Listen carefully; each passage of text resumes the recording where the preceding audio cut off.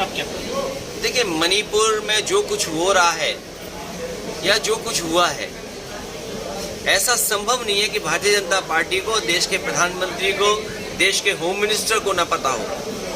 सच्चाई तो ये है कि आरएसएस की नफरत की राजनीति, आरएसएस की बांटने की राजनीति और भारतीय जनता पार्टी का लगातार वोट कैसे बढ़े, लड़ाई और झगड़े और नफरत से लोगों में दूरियां हो जाएं, उन्हें वोट कैसे मिले, इस दिशा में लगातार वो प्रयोगशाला की तरह मणिपुर को इस्तेमाल कर रहे थे।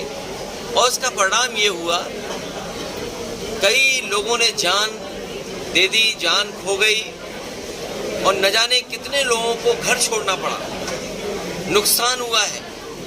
और जिस तरह की तस्वीरें आई कि एक महिला को जिस तरीके से घुमाया गया, और एक नहीं दो महिलाएं थीं, और उसके बाद मुख्यमंत्री का ये कहना कि ये घटना कोई एक अकेली घटना नहीं, ऐसी और घटनाएं हुई हैं। इससे ज़्यादा शर्मनाक, इससे ज़्यादा हमारे संस्कृति पर धब्बा लगने की बात कोई नहीं हो सकती, जो भारतीय जनता पार्टी के मुख्यमंत्री और देश के प्रधानमंत्री और देश के होम मिनिस्टर इस बात को देख रहे हों। जो मणिपुर में हुआ है, ये इतने दिनों के बाद तस्वीर आई। जो संस्थाएं थी, आईबी, वो क्या रिपोर्ट दे रही थी, इनके पास बड़ी बड़ी संस्थाएं हैं जो जानकारी समय समय पर देती हैं, वो संस्थाएं क्या कर रही हैं?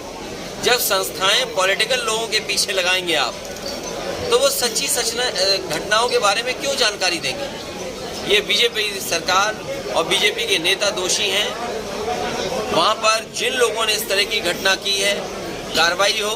और आपके माध्यम से यही अपील होगी मणिपुर की जनता से कि झगड़ा, हिंसा, एक दूसरे के खिलाफ नफरत फैलाने से कोई रास्ता नहीं निकलेगा।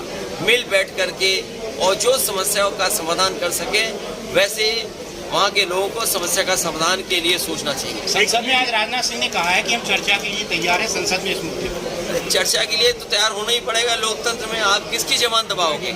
आप कितने कैमरे बंद करोगे? कितनी सूचनाएं रोकेंगे? और फिर ये चर्चा या कार्रवाई पहले होनी चाहिए थी। आखिरकार सरकार ये सब घटनाएं क्यों छिपा रही थी? एक्सप्रेस वे को लेकर आपको एक घंटे पहले ट्वीट आया है, किस तरीके आपने उसमें सरकार को समझाना चाहता है? मैं जानबूझ करके इस रास्ते से आया, हालांकि दूरी ज़्यादा थी, लेकिन मैं ये मानता था कि दूरी चाहे ज़्यादा हो, लेकिन सड़कें ऐसी बनी हैं कि मैं कम समय में या उतने ही समय में पहुंच जाऊंगा। लेकिन जैसे ही बुंदेलखंड एक्सप्रेस वे पे चढ़े हैं, वो महसूस होता है कि सड़क में बड़े पैमाने पर जो गुणवत्ता थी, जो मानक थे, उससे सड़क नहीं बनी है। जिस सड़क का उद्घाटन प्रधानमंत्री जी ने किया हो, उस सड़क पर काम अभी भी चल रहा हो, और ऐसा लगता है कि उस पर हर जगह जानबूझ करके गड्ढे बनाए गए हैं या उसकी राइडिंग क्वालिटी खराब की गई है।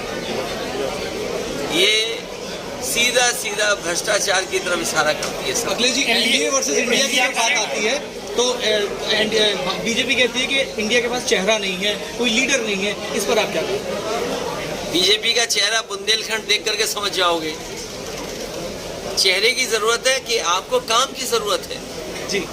अगर आपको महिला प्रधानमंत्री चाहिए तो हम पे महिला प्रधानमंत्री है, उसका भी चेहरा है हमारे पास। कम उम्र का चाहिए तो वो भी हमारे पास है। बुजुर्ग चाहिए वो भी हमारे पास है। तो हमारे पास तो बहुत चेहरे हैं, और एक चेहरा तो आपने देख लिया, यही उद्घाटन हुआ। और वो उद्घाटन के बाद एक्सप्रेसवे का क्या हुआ? ये वही बुंदेलखंड है जो उम्मीद लगा के बैठा है कि यहाँ के नौजवानों को रोजगार और नौकरी मिलेगी।